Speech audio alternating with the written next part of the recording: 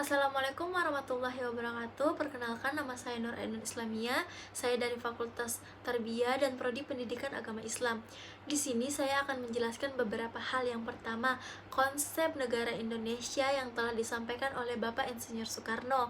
Yang kedua, dua unsur yang dianggap penting sebagai pelengkap unsur negara. Dan yang ketiga, beberapa teori tentang proses terbentuknya suatu negara. Jadi yang kita ketahui bahwa negara Indonesia telah merdeka pada tahun 1945. Namun sebelum kemerdekaan itu terjadi, tentu saja para pahlawan telah menyusun konsep-konsep negara kita.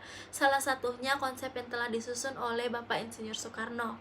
Bapak Insinyur Soekarno berkata bahwa bangsa Indonesia bukanlah hanya suatu golongan yang hanya tinggal di kawasan-kawasan atau daerah-daerahnya saja, melainkan bangsa Indonesia adalah manusia yang menurut geopolitiknya adalah yang telah ditentukan Allah Subhanahu wa taala untuk tinggal di kesatuannya, yaitu di pulau-pulau yang ada di Indonesia dari ujung Sabang sampai ujung Merauke. Kemudian yang kedua, bila kita ingin ada negara, maka kita harus mempunyai 4 unsur, yaitu rakyat, wilayah, pemerintah, dan juga diakui oleh negara lain.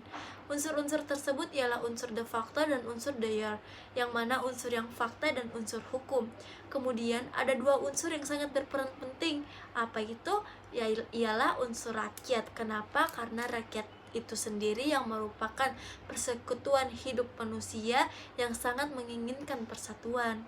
Yang kemudian yaitu unsur kedua. Unsur kedua adalah unsur wilayah. Unsur wilayah ini adalah memperkuat bahwa kalau tidak ada wilayah kekuasaan oleh negara itu, maka ia tidak bisa disebut sebagai negara, bahwa negara itu tidak akan berdiri tanpa negara kekuasaan milik dia sendiri.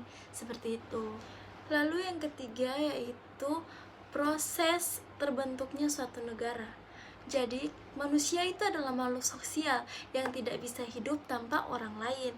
Jadi, di sini kita banyak mengetahui bahwa kita akan bersama dengan orang yang sama dengan kita. Kita akan bersama dengan orang yang sefrekuensi dengan kita. Nah, karena kebersamaan itu, maka terciptalah sebuah kesamaan. Kesamaan-kesamaan itu yang akan membentuk suatu kelompok ataupun suku, yang dimana di dalam kelompok dan suku tersebut terdapat kesamaan, entah itu dari suku, entah itu dari ras, entah itu dari bahasa, dan lain-lain. Maka dari persamaan-persamaan tersebut, maka muncullah ragam suku bangsa, di mana di situ mereka memisahkan apa yang berbeda dengan mereka. Contohnya seperti di Sulawesi ada suku Mandar, ada suku Bugis, ada suku Toraja. Mereka yang awalnya satu kelompok, mereka dalam satu kelompok, mereka berpisah karena ada beberapa perbedaan, entah itu dari ras, entah itu dari etnis, dan lain-lain. Lalu setelah muncul beberapa ragam suku bangsa, mereka akan mengalami kesadaran diri bahwa mereka adalah satu bangsa. Ya, seperti contohnya bangsa Melanesia. Walaupun di dalamnya terdapat banyak perbedaan, terdapat berapa banyak suku, namun mereka meyakini bahwa mereka adalah satu dan mereka akan bersatu menjadi satu bangsa. Meskipun agama, warna kulit, bahasa, atau segalanya itu berbeda, tetapi dalam persekutuan manusia yang berpuluh-puluhan tahun atau bahkan beratus-ratusan tahun yang mempunyai kesamaan nasib, itu akan menciptakan sebuah watak.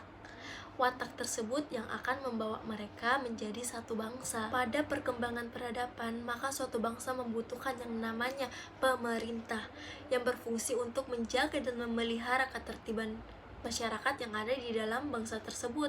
Sama halnya seperti yang saya sudah jelaskan, apabila unsur kepemerintahan sudah ada pada suatu bangsa, maka ia sudah mendekati yang namanya akan menjadi negara. Setelah sudah dipenuhi unsur-unsur negara secara de facto dan de jure, dan juga proklamasi bangsa tersebut, maka bangsa tersebut bisa dikatakan sebagai bangsa yang bernegara.